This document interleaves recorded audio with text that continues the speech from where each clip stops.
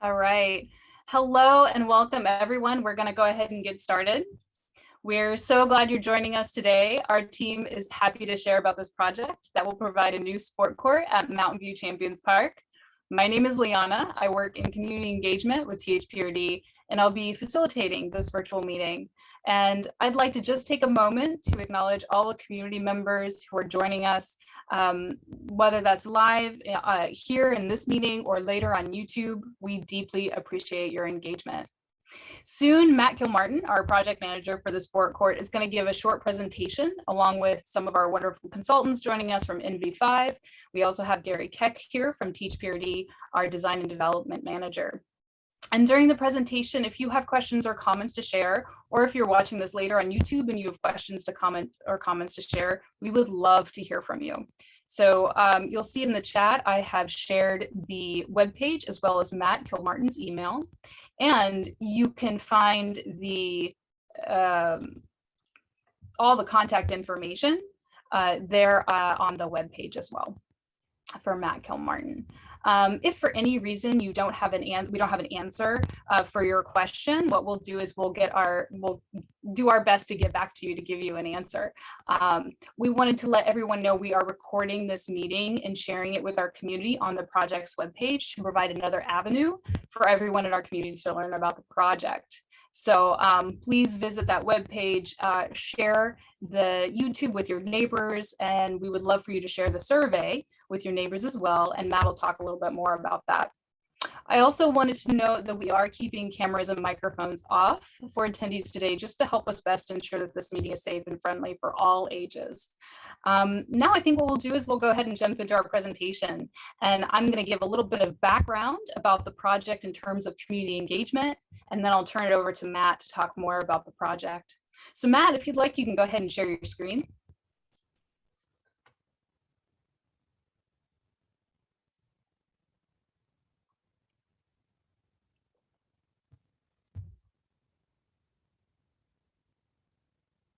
All right, thank you, Matt. So again, we're talking about the new multi-purpose sport court at Mountain View Champions Park. And Matt, you can take us to the next slide there.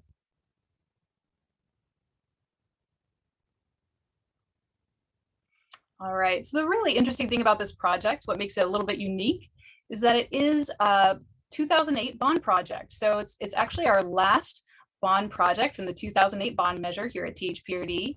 THPRD voters to approve $100 million bond for projects, all kinds of different projects across the district, including developing new parks, trails, and facilities.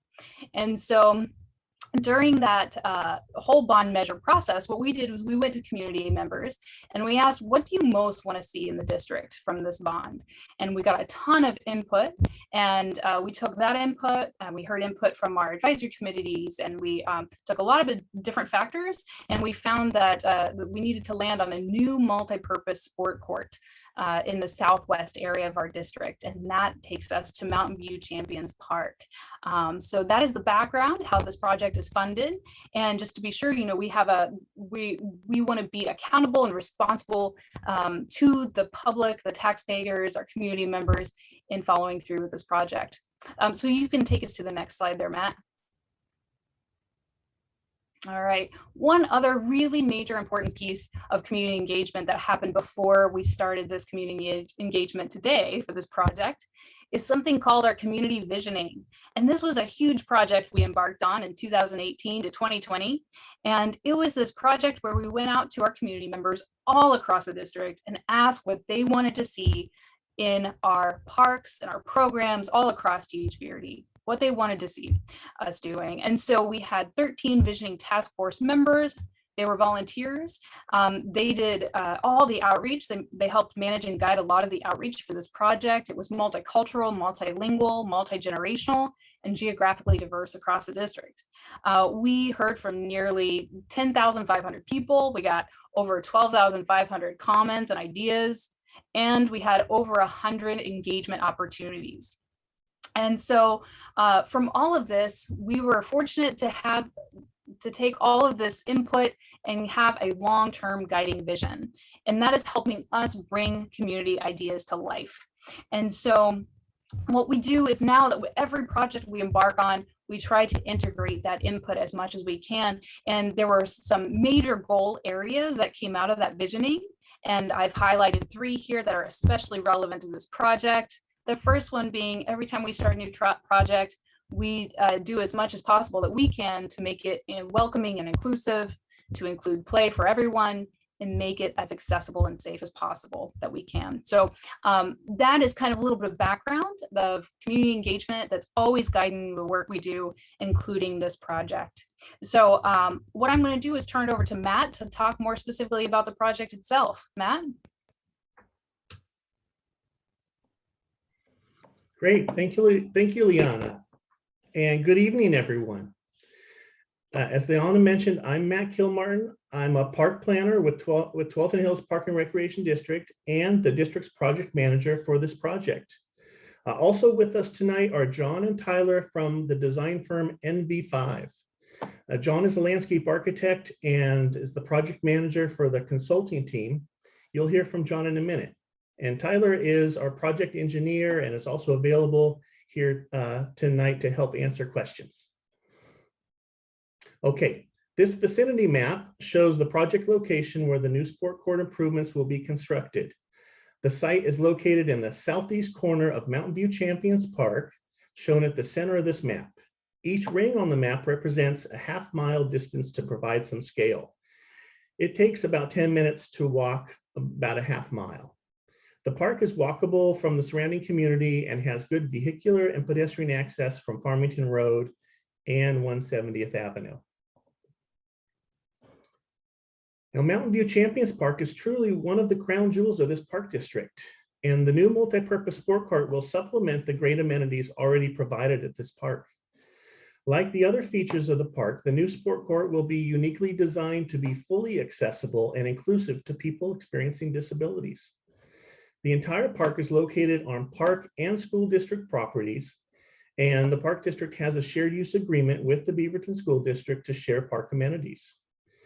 THPRD purchased this additional property around the time that Mountain View Champions Park was completed in 2017. And in 2018, THPRD's board of directors approved the use of 2008 bond funds to develop a new multi-purpose sport court at Mountain View Champions Park. So here we're looking towards the site in a southeasterly direction. And again, the site is located in the southeast corner of the existing park. In this picture, you can see some of the existing athletic fields, the main parking lot and entrance off of 170th Avenue. You see the picnic shelter here just to the west of the site, and then the existing community gardens here just north of our site. At this point, I'll hand it over to John to talk through the specific site conditions and the preliminary concept plan. John. All right, thank you very much, Matt, and good evening, everyone. As Matt mentioned, my name is John Champlin. I'm a landscape architect and the project manager for the consultant team, NV5. So as the design team for this project, our first step in the process was to analyze the site for its suitability for development of this sport court and parking lot. Here on this slide, you can see some images of the existing site. So for this project, it will be important to provide good vehicular and pedestrian connectivity between the new sport court and the existing park amenities. One thing to note is that we cannot add a new driveway onto Southwest 170th. So access to our project must come from within the existing parking lot. Image 1 shows a potential access point at the west side of the site near the existing picnic shelter. Image 2 shows a potential access point near the community garden where there is currently a pad mount electrical transformer.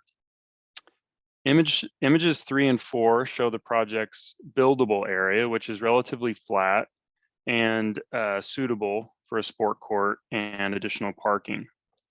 Image 5 shows the project site as seen from Southwest 170th Avenue with some mature sequoia trees that we would like to keep in place and protect. All right, so this slide shows the site assessment plan along with identified site opportunities, constraints, and the project goals and considerations. The existing site is relatively flat, sitting above the existing park by about 8 feet or so, which provides some really nice views overlooking the existing park to the north. To access this area, we do have some steep grass slopes along the north and west sides. So looking at the potential site access points, which are the large arrows you see that are orange, both would need to navigate these slopes to reach the site. The access coming from the west would skirt by the existing picnic shelter and would come from the existing parking lot, but would require the removal of some existing parking stalls to make space for the new driveway. The potential access point coming from the north would require the existing electrical transformer to be relocated, and this would also have some impacts to the community garden as well, but would not impact any existing parking stalls. Most of the existing trees on the site are located on the eastern half, but there are no sensitive or protected natural resources identified for this project. The developable area has been identified for the west side of the site, which is what you see shaded in yellow. This is to limit impacts to the site and the mature trees that are present. This also minimizes potential for vandalism. It avoids proximity to Southwest 170th Ave, and this provides opportunities for future expansion. Now for some of the design goals. This sport court will be very similar to the one recently installed at Cedar Hills Park, except this one will not be lighted. One of the most important considerations for this project is a barrier-free access for all design, where the accessible route is the most direct route with no stairs or other forms of barriers. We've also identified a non-buildable buffer area along the south side of the site, closest to the residential homes, to reduce impacts to our neighbors.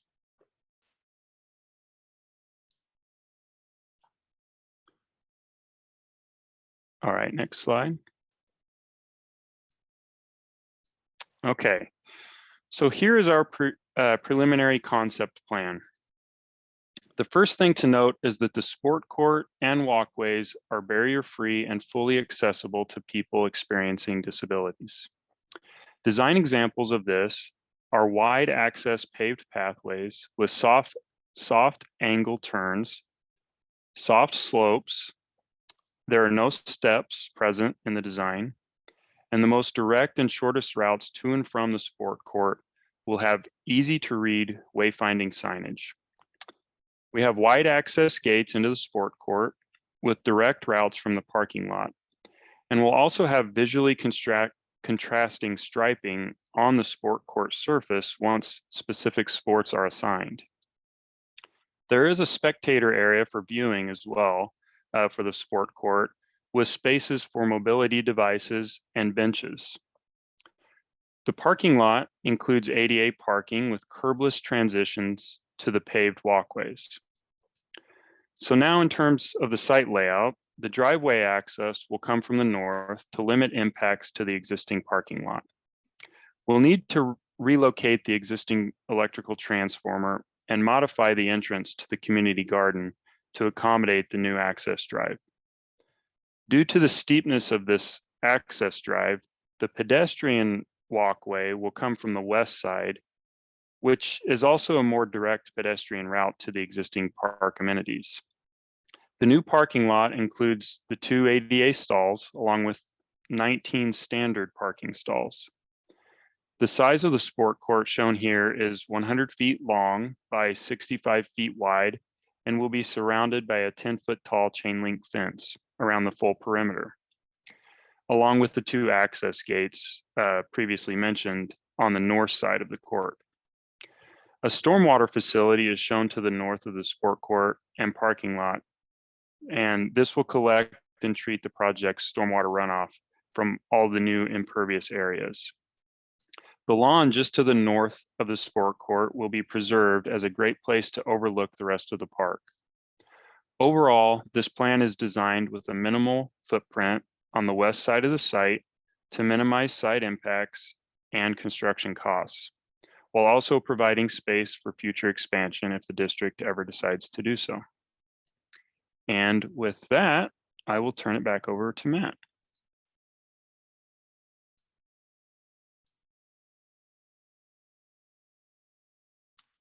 Oh, Matt, I think you're muted still. Thank you, John. Yeah. Okay, all right, thank you. I have a couple more project details to share, and then we'll open it up for questions. So quick timeline. This project kicked off this past September and is currently in the concept development and community engagement phase, which will run through this winter. And I anticipate seeking approval of the final concept plan from THPRD's Board of Directors this March 2022. Once the concept plan is approved, it will take about a year to develop design plans and work through the permitting process for land use approvals and site development permits with Washington County. We anticipate bidding the project for construction in early spring of 2023 and will complete the improvements by the fall of 2023. So in addition to your overall feedback on the concept plan, THPRD is seeking public input on which two sports you'd like the multi-purpose sport court to accommodate. Once the sports are determined, we'll be able to design the court with permanent striping and markings and can address nets, goals, and any other special needs. The two top options are pickleball and futsal, and we've provided a third write-in option for your ideas of additional sports that for us to consider. To give us your input, please take a short survey. It's available in English and Spanish through December 5th. And you can access that through a link on the project webpage. Also, we'll be posting this virtual meeting to THPRD's YouTube channel in English and with Spanish translation for viewing after this meeting. So please let your friends and neighbors know if they weren't able to join us tonight. You'll find links for these on the project webpage as well. There's also a link to sign up for project updates and be notified of project milestones and any upcoming events or meetings. Or you can just check back to the project webpage for regular updates and notice of upcoming meetings.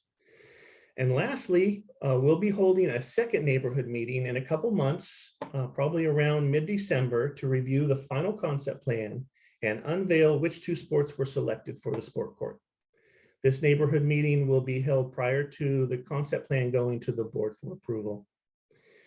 We'll provide notice in advance of the meeting, again by mail and social media outlets and on the project webpage. All right, Liana, let's open it up for questions. All right, Matt, it doesn't look like we have any questions at this time or comments to share. So I think we're good to go. In terms of wrapping up the meeting, we, as Matt mentioned, you know, we're sharing this recording on YouTube. We would love for you to share that with your neighbors as well as the survey. Matt, did you have any other final words that you'd like to share? Yeah, thank you. Just again, don't forget to go to the project webpage and take the short survey to give us your input on sports for the court, and keep an eye out for the next neighborhood meeting around mid-December. We'll look forward to seeing you all again there. Thank you. Thank you.